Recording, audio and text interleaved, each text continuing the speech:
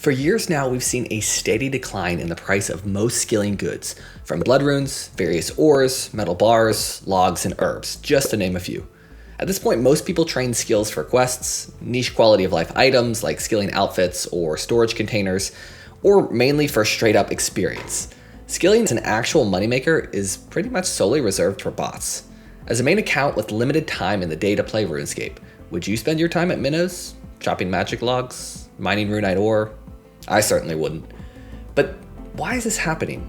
And is there anything that we can do about it?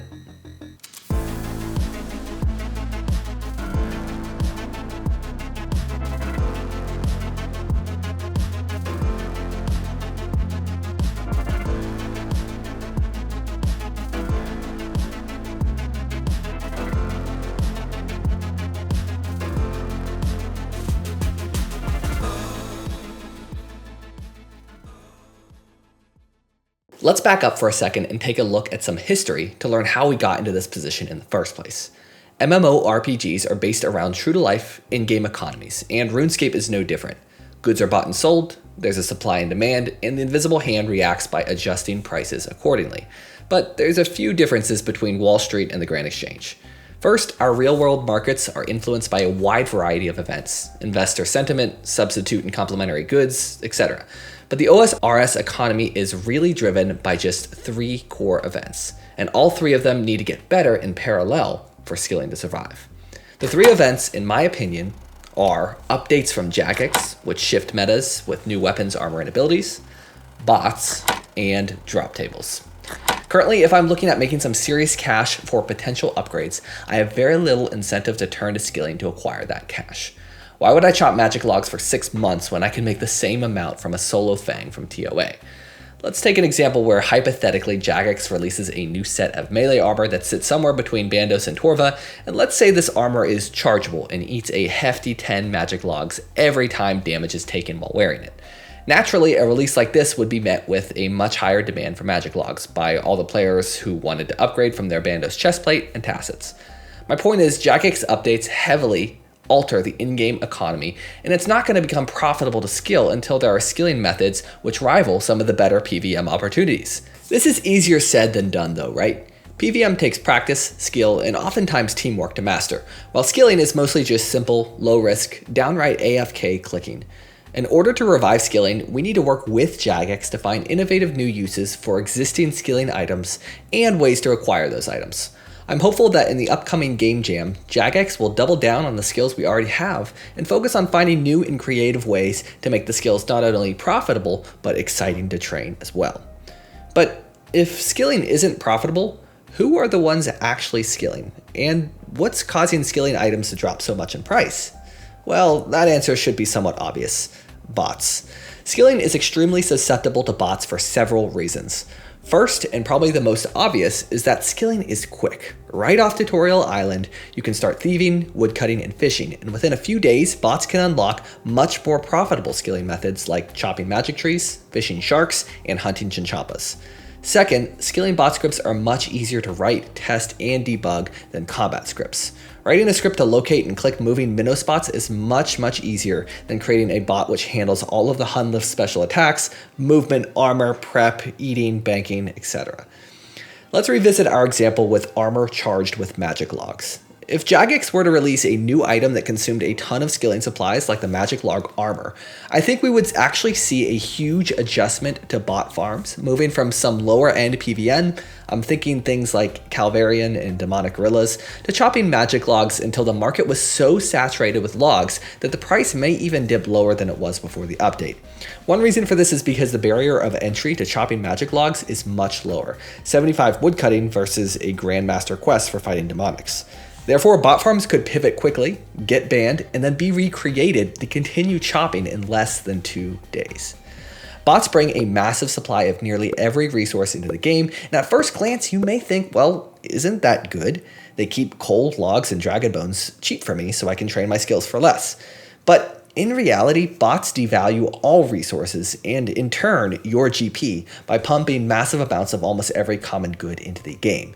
That 500 coal you got from your last 4-cat kill is worth a lot less than what it actually could be.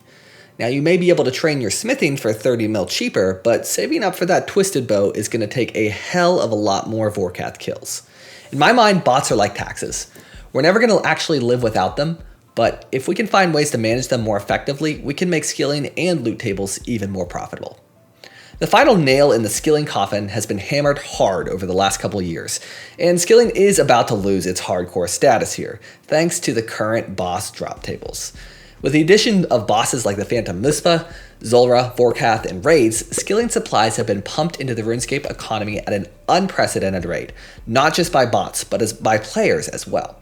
These bosses all have skilling supplies like coal, dragon bones, pure essence, flax, seeds, and gems on their drop tables.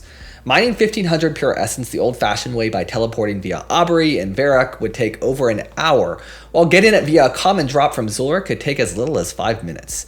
And you have an additional chance of other uniques and valuable loot as well. I'm not saying that we should bring back mining hundreds of thousands of pure essence by hand. That would be gruesome. However, if we do want skilling to be more profitable, it may be worth revisiting some boss and raid drop tables. Imagine a system that monitored grand exchange prices and had a target price for certain goods on the market, i.e. flax is currently traded for 30 GP each, but ideally it should be worth around 75 GP. The system could rotate boss drop tables, not their uniques, automatically to provide large amounts of some goods and limit the supply of other goods to drive up certain prices.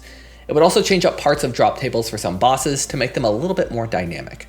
Now, one obvious downside to the system, which can be seen when a player is camping a boss for a specific skilling drop, only to learn that that boss temporarily had its drop table switched. That would be pretty frustrating. And of course, this is all hypothetical, and it definitely has its downsides, not to mention the implementation of a system like this would be challenging to say the least. But it is interesting to think about different ways that the market could be manipulated by Jagex to increase prices, similar to what they've done with their armor and weapon item syncs along with the GE tax. I think skilling in general has just been seen as a somewhat boring but necessary aspect of RuneScape.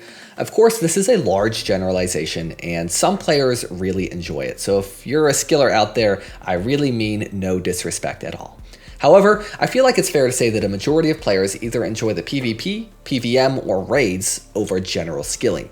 So what can we do to help revitalize skilling? For one, I'm genuinely excited to see how forestry works out as an alternative to general woodcutting, and I'm hopeful that it's the first step to making skilling a little bit more interesting, collaborative, and profitable.